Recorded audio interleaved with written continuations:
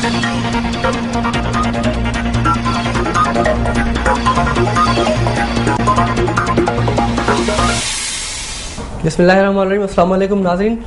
This today programme में भली कर मां तव्हांजो होस्ट ज़ुहैब काका।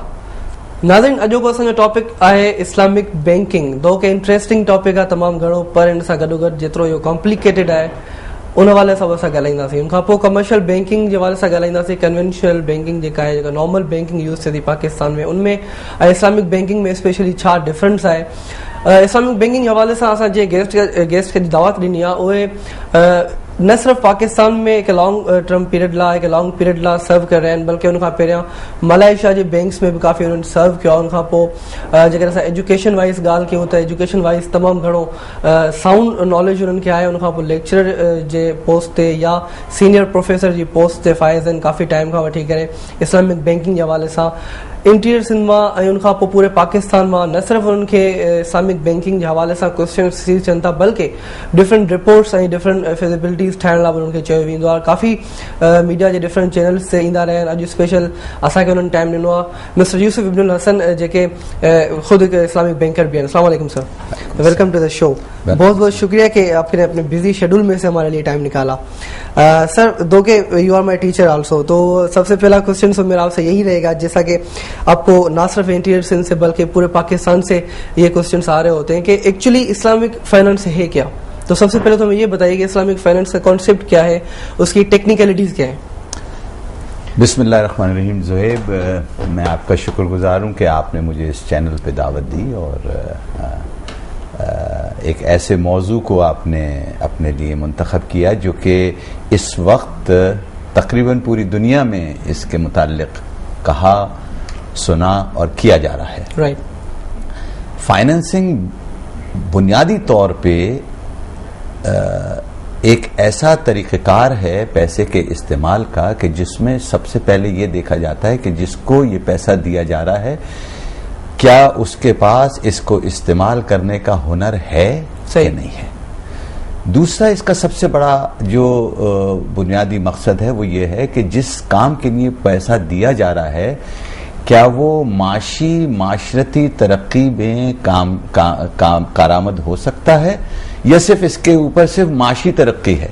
ठीक। फाइनेंसिंग का एक तरीका जो है जिसको हम ज़रे इस्तेमाल भी कहते हैं, सरमायाकारी भी कहते हैं, और ये बेसिकली मिलाप है इंसानी मेहनत कारकर्दगी का पैसे के साथ। सही। और इसमें दो चीज़ें अखज़ की जाती हैं, एक तो इसमें अशिया अखज़ की जाती है और एक इंसान की मेहनत की जाती है। या तो इंसान की मेहनत के लिए दिया जाता है या अशिया के लिए दिया जाता है। और इस सिलसिले में फाइनेंसिंग जो है वो आज के दौर में एक बहुत मुमताज़ मुकाम हासिल कर चुका है। ठीक। हम इसको कर्ज से मुख्तलिफ गर्दानते हैं। कर्ज में पैसा खरीदा जाता है और बेचा जाता है। सरमायाकारी में यानी फाइनेंसिंग में पैसा इस्तेमाल किया जाता है और उसके ऊपर मुनाफा अखज़ किया जाता है, जबकि कर्ज में पैसे की कीमत वसूल की जाती है। सही। अच्छा, अगर हम इसको थोड़ा सा पास्ट में ले जाएं कि ये कॉन्सेप्ट कब स्टार्ट हुआ, क्योंकि इस्लामिक बैंकिंग या इस्लामिक फाइनेंस ऐसा कॉन्सेप्ट कि जो कि इस्लाम के आने से ही शुरू होना चाहिए था, बल्कि यहाँ पे जब हमने पढ़ा था, जब हमने देखा था, तो काफ़ी एक पुराने ज़माने से लेकर उसको इम्प्लीमेंट नहीं हो रहा था, लेकिन था सही, यहाँ पे मौजूद था वो सिस्टम।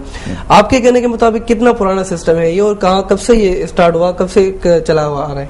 देखें, पैसे को कर्ज के तौर पर इस्तेमाल करना तो जब से दुनिया में पैसे का वजूद आया है उस वक्त से शुरू हो गया है। मगर हुजूर अकरम सल्लल्लाहु अलैहि वसल्लम की नबूवत के बाद, क्योंकि हुजूर सल्लल्लाहु अलैहि वसल्लम खुद एक ताजिर भी थे और वो तिजारत की गर्ज से सरमाया हासिल करते थे और उसके बाद वो सफ़र करते थे, तो कुरान मजीद में बड़े वाज़े निशानदही की गई कि सरमाया जो तुम लेते हो उसमें रहन की जगह अब अरबून का दर्जा आ गया, यानी इक्विटी पार्टिसिपेशन। सही। यानी जो सरमाया लेता है वो या तो अपनी मेहनत को इसमें शामिल करता है या अपने पास जो उसके पास सरमाया उसको शामिल करता है रब्बुल माल के सरमाए के साथ। यानी रब्बुल माल पैसे का मालिक, مالک تو تمام پیسے کا اللہ ہے، مگر اللہ تعالیٰ نے انسان کو کسٹوڈین بنایا ہے. جب اس کو پیسہ دیا ہے، سرمایہ دیا ہے، تو وہ جب سرمایہ لگاتا ہے، ہر آدمی سرمایہ استعمال نہیں کر سکتا. چند ہیں جو سرمایہ استعمال کرتے ہیں، اور وہی ان کی محنت اور وہی ان کی کاوش ہوتی ہے جس کے ذریعے وہ سرمایہ کو استعمال کرتے ہیں بہتر طریقے سے. صحیح. تو جب اربون کا تصور آیا، یعنی ایکوٹی کا تصور آیا، تو اس کے بعد مارٹگیج یا کولیٹرل کا تصور چلا گیا، اور اس کے بعد یہ ہوا کہ انسان اپنا سرمایہ کے ساتھ شامل ہو سکتا ہے یا اپنی محنت کے ساتھ شامل ہو سکتا ہے، اور اس میں گواہوں کا اور اس میں کانٹریکٹ کا لکھا جانا، اس کا کانٹریکٹ کو شامل کرنا، یہ تمام چیزیں واضح ہوئیں. اور اس کے بعد یہ بات آئی سامنے کہ اب سرمایہ کاری جو ہے بغیر لکھت پڑھت کے نہیں ہو سکتی.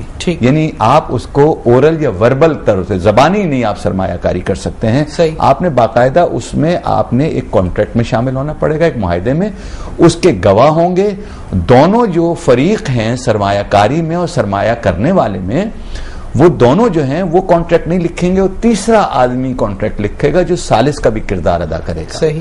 تو سرمایہ کاری تو حضور اکرم صلی اللہ علیہ وسلم کے زمانے میں ہی شروع ہو گئی تھی، اور اس کے بعد وہ چلتی رہی. مگر اس کے بعد سود کا عنصر اتنا واضح ہو گیا تھا کہ پھر یہ ایک تحریک شروع ہوئی مصر میں 1960 کے اندر. جب اس تحریک کے نتیجے میں ایک بینک قائم ہوا جس کو ہم معاشرتی بینک کہتے ہیں، یعنی ناصر سوشل بینک.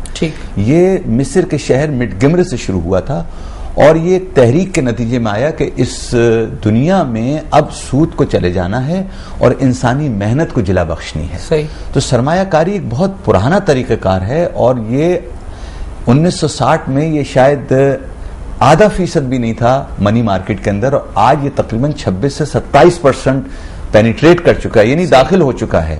اور اب بڑے بڑے ادارے بھی سرمایہ کاری میں آ رہے ہیں، اور وہ لینڈنگ سسٹم کو، یعنی قرض کے سسٹم کو ختم کر رہے ہیں. صحیح. تو یہ بہت پرانا سسٹم ہے. اچھا، دیکھا جائے تو جو کانسیپٹ اس کے پیچھے ہے وہ ربا کا کانسیپٹ آ جاتا ہے، جو ربا فری کی ہم بات کرتے ہیں. جب پاکستان میں یہ کانسیپٹ آیا تھا تو ڈیفینیٹلی بہت زیادہ خدشات تھے لوگوں کو کہ واقعی اس میں وہ چیز ہے جو کہ اسلامک پوائنٹ آف ویو کے حوالے سے صحیح ہے یا نہیں ہے.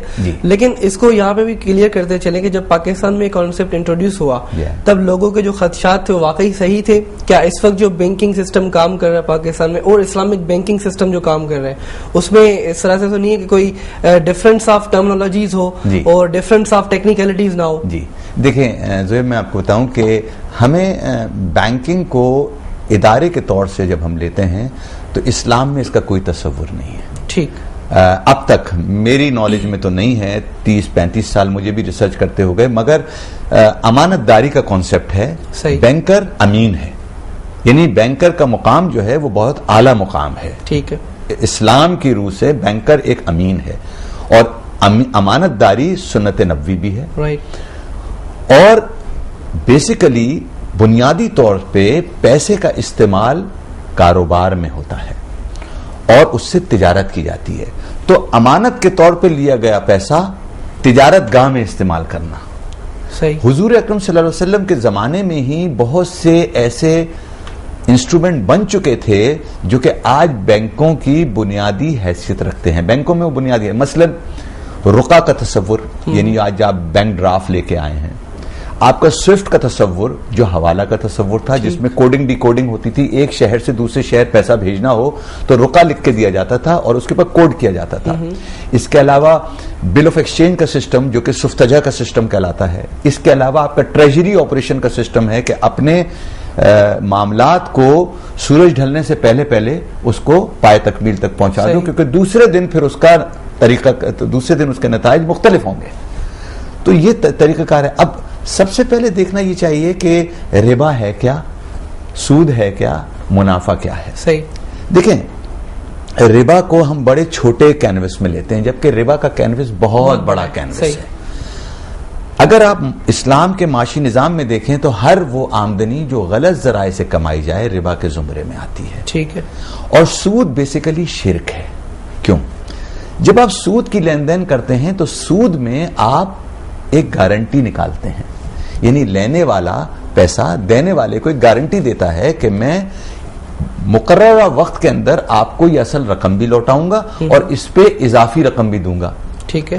اب کام شروع کرنے سے پہلے کیا آپ کو معلوم ہے کہ آپ اس کی اصل رقم لوٹا سکیں گے یا نہیں لوٹا سکیں گے؟ کیا آپ کا کاروبار کامیاب ہوگا کہ نہیں ہوگا؟ تو جب آپ گارنٹی میں چلے جاتے ہیں تو آپ اللہ تعالیٰ کی حدود میں داخل ہوتے ہیں، یعنی آپ یہ بات طے کر لیتے ہیں کہ آپ نتیجہ آپ کو اپنے کام کا معلوم ہے۔ ان تمام چیزوں کو، شواہد کو دیکھتے ہوئے اگر آپ دیکھتے ہیں تو سود ایک بہت بڑا گناہ ہے، صحیح، اور اس کو ہم شرک کا درجہ دیتے ہیں۔ ربا کے اندر گناہ ہیں، یعنی نان ٹرانسپیرنٹ افیئرس جتنے بھی ہوں گے، یعنی تمام معاملات جن میں شفافیت نہیں ہے، وہ تمام معاملات جو ہیں اس میں پھر ایک دوسرے کے درمیان اختلافات پیدا ہو جاتے ہیں۔ یعنی آپ ان معاملات کو جب لیتے ہیں تو اس میں معاشرے میں بھی بگاڑ پیدا ہوتا ہے۔ معاشرے میں جب بگاڑ پیدا ہوتا ہے تو جرائم پناہ لیتے ہیں، جرائم بڑھتے ہیں، صحیح، اور انسان کی زندگی میں ایک بہت بڑا فرق یہ آ جاتا ہے کہ انسان ایک طرف ظالم ہو جاتا ہے، دوسری طرف مظلوم ہو جاتا ہے۔ تو مظلوم انسان کا ہونا یعنی اشرف المخلوقات کے نظریے کو بالکل ختم کر دیتا ہے۔ اللہ تبارک تعالیٰ کو سب سے زیادہ محبت کس سے ہے؟ انسان سے ہے۔ یہی وہ محبت تھی جو انہوں نے فرشتوں پہ انسان کو فوقیت دی۔ جب انسان کو تکلیف ہوتی ہے تو اللہ تبارک تعالیٰ کو تکلیف ہوتی ہے، اور پھر اللہ تعالیٰ کا قہر جو ہے وہ انسان پہ ہی آتا ہے جو انسان پہ ظلم کرتا ہے۔ سود بیسیکلی ظلم کی طرف لے کے جاتا ہے، اسی لیے سود کا درجہ بہت ہی بلند ہے، اور اس بلند درجے کو بہت بلند طریقے کا شرک کہتے ہیں۔ اچھا، بینکنگ کے حوالے سے ٹھیک ہے، میں مان لیتا ہوں کہ ٹھیک ہے، سود جس طرح سے آپ نے ڈیفائن کیا اور پھر ربا کو جس طرح سے آپ نے ڈیفائن کیا، اس کا بڑا کنوینس ہے، ہم اس کو ہمیشہ چھوٹے کنوینس پہ لے رہے ہوتے ہیں۔ لیکن یہاں پہ ایک چیز یہ بھی سامنے آ رہی ہے کہ جو پرسیپشنز لوگوں کی ہیں وہ میں آپ کو بتا رہا ہوں، میں اپنی بات بالکل نہیں کروں گا، وہ یہ کہ یہ کہتے ہیں کہ ربا اور انٹرسٹ میں کوئی ڈفرنس نہیں ہے، دو کہ میرے نظر میں ڈفرنس ہے، لیکن لوگوں کی پرسیپشنز یہ ہے کہ اس میں کوئی ڈفرنس نہیں ہے۔ تو ذرا اس کو ایک دفعہ کلیئر کر دیں کہ انٹرسٹ اور ربا میں کس طرح سے فرق ہے۔ دیکھیں، اب تک جو ہماری ریسرچ ہے اس کے حساب سے ہمیں کہیں واضح شہادت نہیں ملتی ہے کہ پرنسپل اماؤنٹ ضرب ریٹ ضرب وقت تقسیم 100 سود ہے، ہمیں کہیں نہیں ملتا۔ ٹھیک، ہاں، ہمیں منافع کا تصور ملتا ہے کہ پرنسپل اماؤنٹ کے اندر سے آپ نے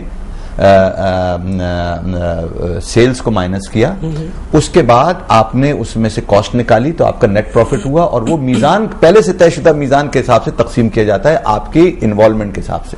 ٹھیک ہے، یہ ہمیں ملتا ہے، اس کا ملتا ہے۔ انٹرسٹ سود کو اخذ کرنے کا طریقہ ہمارے پاس نہیں ہے، صحیح، یہ ہم انسان نے اپنا بنایا ہوا طریقہ ہے، ٹھیک ہے نا۔ اب سوال پیدا یہ ہوتا ہے جب ربا کو اور سود کو آپ وہ کرتے ہیں، بیسیکلی سود ربا کا حصہ ہے، ٹھیک ہے۔ آپ اگر فرض کریں بینکاری سے سود کو نکال دیں اور آپ کے معاملات شفاف نہیں ہیں تو کیا آپ کی بینکاری صاف ہے؟ نہیں ہے۔ آپ اپنے کیپٹل کو ملا کے جو آپ کے ساتھ پیسہ لگا رہا ہے، یعنی ڈپازیٹر جو ہے جب وہ آپ کے ساتھ پیسہ لگاتا ہے، آپ ڈپازیٹر کو 10% اور 5% اور 8% دیتے ہیں، چونکہ اس کا حصہ زیادہ ہے، آپ کا حصہ کم ہے، اس کا رسک زیادہ ہے، آپ کا رسک کم ہے، آپ منافع لے رہے ہیں زیادہ، اور جب آپ 10% دے رہے ہیں تو 10% کے بعد کیا آپ لے رہے ہیں، یہ تو آپ نہیں بتا رہے ہیں۔ پھر آپ جب اسلامی بینکاری میں ہوتا یہ ہے کہ جو پیسہ لے کے آتا ہے وہ آپ کا شریک کار ہے، اس کو یہ حق حاصل ہے کہ اس کو معلوم ہو کہ اس کا سرمایہ کہاں لگا ہے، ٹھیک، کن کے ساتھ لگا ہے، اور اس سرمایہ کا نتیجہ کیا ہے۔ اچھا، اس میں بڑے خدشات ہیں کہ ان کا سرمایہ کہاں یوز ہوتا ہے، کہاں جا رہا ہوتا ہے، لیکن اس کو ڈسکس کریں گے ایک چھوٹے سے بریک کے بعد۔ ناظرین، تمام انٹرسٹنگ گفتگو تھی رہی یوسف بن حسن صاحب ساتھ اور ساتھ گڈ رہے جو میرے تک شارٹ بریک کھاپو۔